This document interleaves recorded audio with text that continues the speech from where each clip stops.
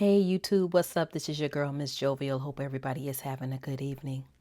I did something that I should have done 3 years ago. And I guess the fact is, I did it. Many reasons why I did it. I'm going to talk about it tonight. I'm ready to talk. I quit my job this week. I quit my corporate job this week. Let me just say this.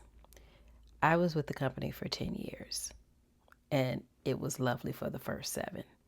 I couldn't wait to go to work in the morning, and I was just having a really great time with my team. I would go out of town.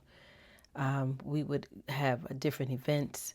I was the point of contact at every venue, and I was networking.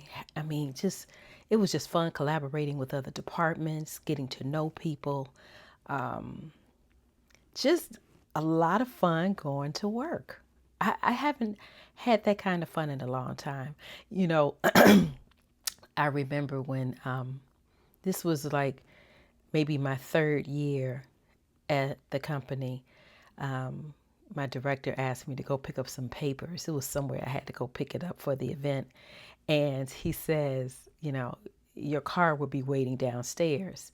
And because I'm not used to that kind of talk, I got downstairs of the hotel and I went near the white van. I don't know what I was thinking. And only to realize that wasn't my car. It was actually a car. And the lady, came up and said, are you? And I said, yeah. And she was like, well, we're waiting for you because your driver is there. And I was like, oh my God. So at that time, this happened in 2015. I had a 2015 Jaguar. I was like, I was jamming, right? I couldn't believe it. I was like, oh my God. And I went and got the papers. I said, how long? I asked the driver, I said, how long do I have this Jaguar? And he said, you got it for 20 minutes. I said, let's take the long route.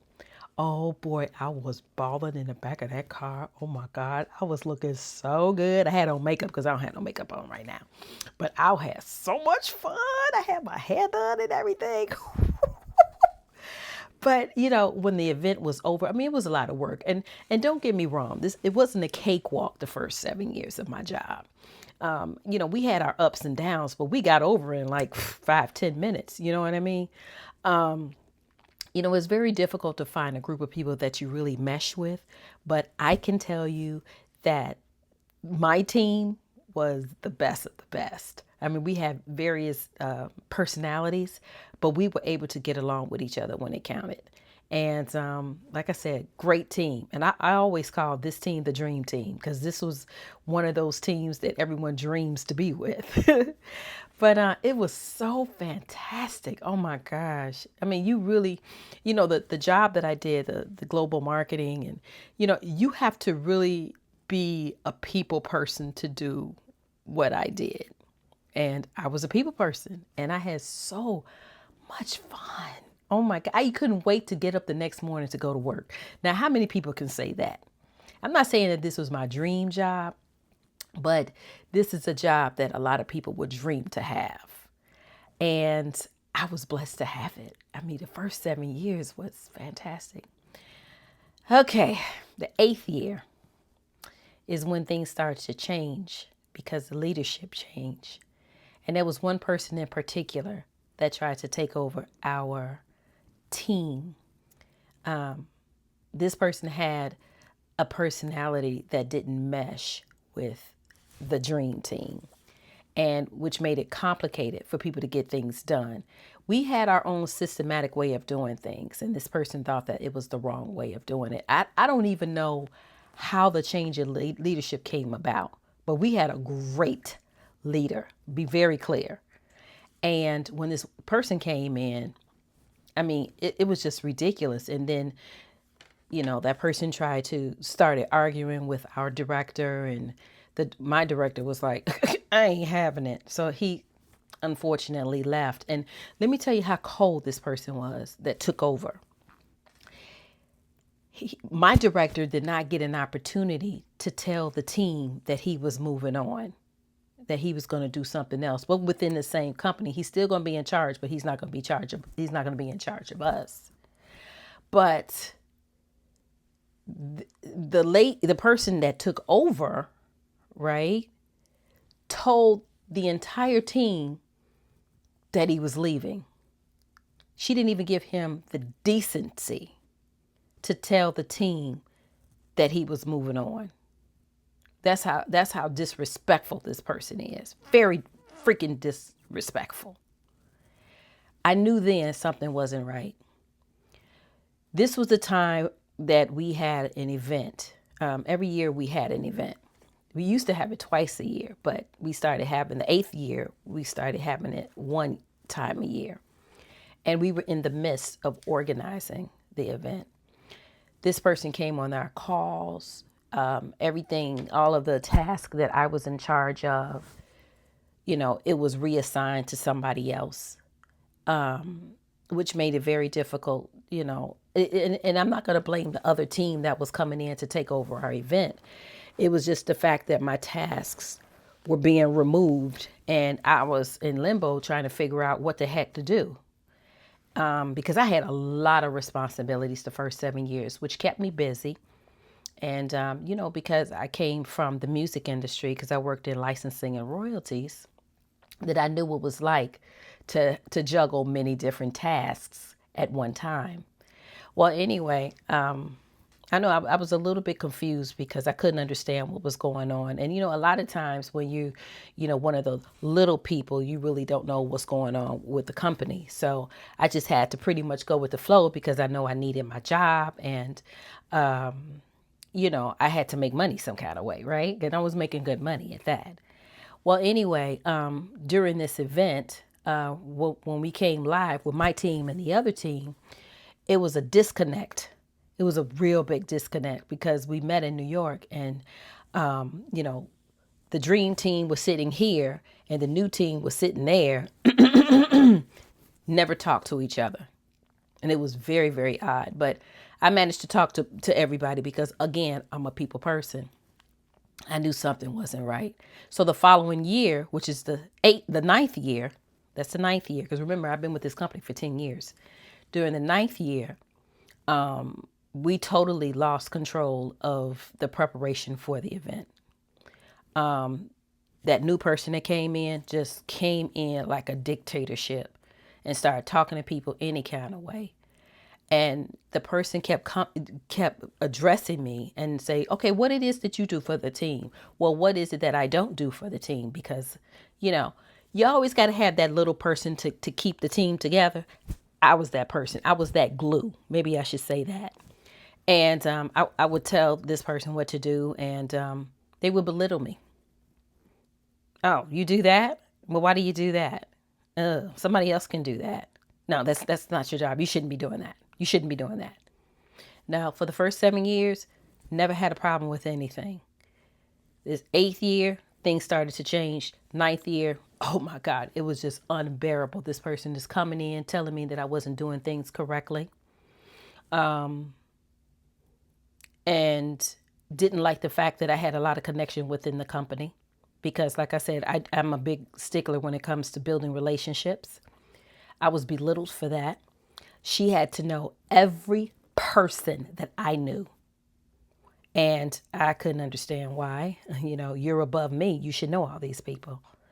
But it just got really unbearable to the point where, I couldn't sleep at night. And, my team is global. I should have mentioned that earlier. My team is global. So I have to get up at different hours of the night to meet with my team members, which is totally fine with me. Getting up in the early hours, like sometimes with the team in Asia Pac, I would, stay up late until like 11 to 12 o'clock to talk to them. And then another, part of the country, I would get up at 4 o'clock in the morning. I'm a morning person and I like to get things done. Again, I came from the music industry. We got things done like that. Okay. So that's what I'm used to. Well, this person started saying, well, you don't need to meet your global team anymore. And I'm like, what? What are you talking about? Well, we're going to make everything U.S. based. And that pissed me off. Because everything that I did was global, and I really enjoyed that. I loved the relationships and the people that I was working with. And, she just wanted to change the whole trajectory. I think that's the right word for of the team. And it became uncomfortable, very uncomfortable. And then the attitude came. I mean, the neck roll and how people look at you like, what? What are you doing? What's that for? Need to know everything that was getting done, didn't know how to talk to people, disrespecting leadership, of our team, on our team. And it was just unbearable. But my 10th year is when everything came together. Here's what happened. This what broke the camel's back. I was sitting on a call one day. I had and that person was on the call with the team. I had the worst headache in the world. I can't even explain to you. I just felt like an elephant was sitting on my head. It was like a big heaviness in my head. And it was like maybe on the left side. I'm going to say the left side. It was terrible, like heavy, heavy, heavy. And so I decided to call the doctor. And I went to the doctor. And I just had a headache the whole day. And, when she took my blood pressure, she was like, good grief. It was through the roof, y'all. I did a video on my blood pressure, but my blood pressure went high. You hear me? And, since that last video that I did about, why my blood pressure is so high, oh my God, honey, it was through the roof. I was at stroke level. And, sometimes your body has a way of telling you that something needs to change. Even my sleep habits changed. My appetite changed. I started worrying more. My anxiety was through the roof. There was another call the same week. I was talking about something on the call, and the person belittled me, and saying, "Well, we don't need to do that. We don't have to do that anymore. We'll get an associate to do something like that," because I was a manager. I was on the manager level. And I started getting a heaviness in my chest. And I had to go back to the doctor because I thought I was having a heart attack, because I do have a heart valve disease. And realized I was having my very first panic attack. And I will tell you all, listen to your body.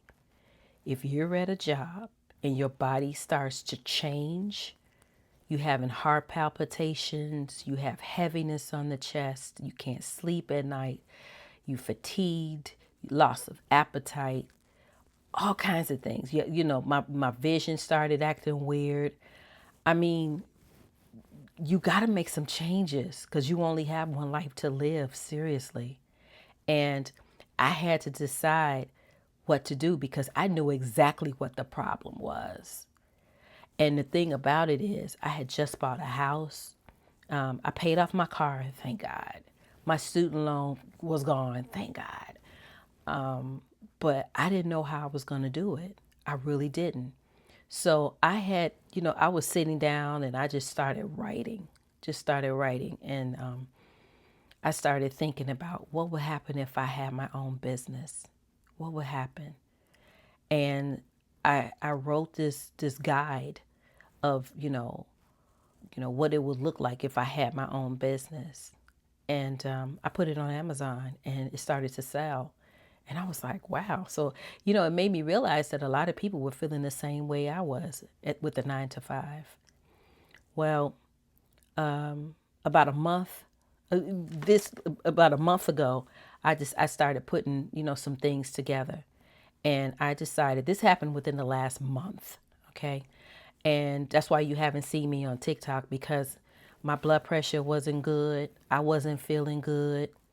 The happiness had just went away in my life. And I just wasn't the same Miss Jovial. I wasn't jovial at all. And, that first week of the last month, it was just, I knew I had to make a decision. And my doctor pulled me to the side and said, you only have one life to live. You got to make it. You got to do something because you can't keep going on like this. So the following week, I took off. I just took off. I just shut everything down. I shut down the telephone, the TV, everything. And I had to really soul search and figure out, like, why am I going through this? Why is it taking me so long to figure out that you're being bullied at work? You're being bullied. And let me tell y'all what I did. I made sure, because my company offers mental health therapy services. I took full advantage of it, and I was going to therapy at least twice a week for the last maybe year and a half. And I was telling them all the things that I had been going through, and they were taking notes, and they were saying that, if anything happens, we have everything documented. And that's one thing you have to remember. If you're having trouble at work and you feel like you're being bullied, you have to keep documentation. It is so important to do that. And I did it. I'm so happy that I did. Well, when I came back to work after that week, I put in my 2 weeks notice. And let me tell you how funny this person is. I put in the 2 weeks notice. So what I did was, that director I was telling you all about, he's still in charge, but he's a global person. Okay. And so I put him on the email to the HR department. And because he's going to always be my big boss. Because this person is just, the person that took over is an interim. And I should have mentioned that earlier. So I apologize. And that person got so upset. It was like, I'm supposed to have been on your email, blah, blah, blah, because I'm your leader. I'm your leader. This is a grown person saying this. And it made me laugh. It was funny to me because I wasn't going to put her name on nothing. Okay. And I did not. But I kept my poise. I kept my poise at all times. So the person asked me, well, did you tell your team that you were leaving? I said, I told everybody that needs to be told. Make sure you CC me. I never CC'd. Name has never been on any of my documents, any of my emails. I just didn't do it because at this time I felt like Bertha was coming out of me. You know how everybody has those alter egos? I was going to take off the makeup, put on my Vaseline. Y'all know what time it is, right? When you do stuff like that. I'm just saying. But, Bertha was, okay, if she say one more thing, I'm going to come out. I'm going to come out. Y'all know what I'm talking about. That look that we have. Okay. Well, I just kept it in. Last week, I had my exit interview. And you know what? You know what's so crazy? I didn't even mention the person's name. I told my HR manager that the first 7 years of being with the company was beautiful. It was lovely. I love my dream team. But the last 3 years compromised my physical and mental health. And I left it at that. A lot of you all may think that I'm crazy that I didn't mention any names, but you know what? Life will get that person. I promise you that. Because you can't continuously put people down and make people feel undervalued and like they shouldn't, that they don't belong there. Feeling disrespected. Have you ever been in that situation? If you ever been in that situation at work where you feel like you're undervalued, underpaid, disrespected, but you had the fear that if you told somebody that they would retaliate, leave it in the comment below because I would love to see it. But I realized at that point after I put in my 2 weeks notice that we all need money, but at what cost? And I only had one life to live. And the economy and everything that's going on right now. I couldn't afford to not take care of myself. I had to put myself first because that's something that I've never done before. And that's what I did this time. So it's been about a week since, I've left the company and I'm feeling really good. This week, I did quit this week and I'm just feeling really good. The good news is I have other skills. I do speech therapy. I can do licensing and royalties. I can do marketing, consulting. And I am so happy that I'm multi-skilled. Oh, God, I just love it. And I'm going to capitalize off of that. I just got my LLC and I am just so very happy.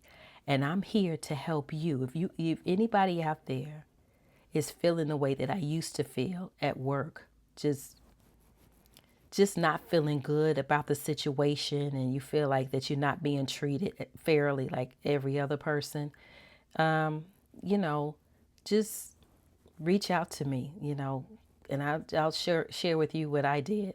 I mean, I even have my website, Miss Jovial Shop, where I created that website to help people in that situation, because life is too short for you to keep being bullied at work. You get a certain age. I mean, stop, okay? I'm in my 50s. I don't need to be bullied. Nobody needs to bully me. And I didn't realize, let me take that back. I was going to say I didn't realize I was being bullied because I knew I was being bullied when it first happened. But I was afraid to say anything because of retaliation. This is a no fluff video. I'm telling you the truth. And I usually don't fear too much. But when I decided to put myself first, that's when the strength came in. I had to find me again because I lost myself the past 3 years. I really did. And now that I found myself, I will never allow that to happen again. Now, I'm not going to say I don't want to go back to corporate, but right now, I just want to do me. I want to do things that bring me joy. And I want to be that person who owns her own business. And that's why I want to share my story. And like I said, I'm not going to say any names or any companies or whatever, but I just want to let you all know that I survived the toxic workplace. And if I can, you can too. You just got to make it up in your mind that you matter first. This is why I'm doing the video. But I feel much better now, and I'm trying to regulate my blood pressure. It's not as high as it used to be, but it still fluctuates. It's up and down, up and down. But, starting next week, I'm going to be doing more exercising. And you're going to see a lot of me on YouTube, because when I do videos, this brings me so much joy, so much joy. And I hope that, you all understand my plight into helping others realize that they matter, that the 9 to 5 is not for everybody. I mean, if you're in a position where you love your 9 to 5, that's great, because I loved mine the first 7 years. But if you're tired of it, you're tired of living paycheck to paycheck, you're tired of not having enough money, you're tired of the hustle and bustle, you have to get a side hustle. You have to get a side hustle. And if you don't know how to get a side hustle, just make sure you look into my description of this video, and I can help you. I can help you. So, I mean, I'm trying to live just like everybody else. I mean, I'm real fresh today. I mean, I've been away from that place for 4 days now, and I can't tell you the joy that I feel in my heart. So this is a real video. I mean, there's no, I'm not making up anything. I mean, it hurt that I left. I didn't want to leave my team. It's hard. But the freedom that I have now, and knowing that I can do all things through God, I am good to go. And I'm ready to do my own thing, because I know that something big is waiting for me. And I will never allow anybody to tell me that I'm not good enough, that I'm not smart enough, because I am. And I deserve all the good that's coming my way. And I want you to know that you got good coming your way too. And you don't have to be in a position that makes you feel bad. That you can start your own business, and it starts with a side hustle. So just remember, I'm your girl. I'm rooting for you. I hope you all enjoyed my video. And I want you to like, share, subscribe to my video, and pay attention to the description in below. You guys have a good night. Take care.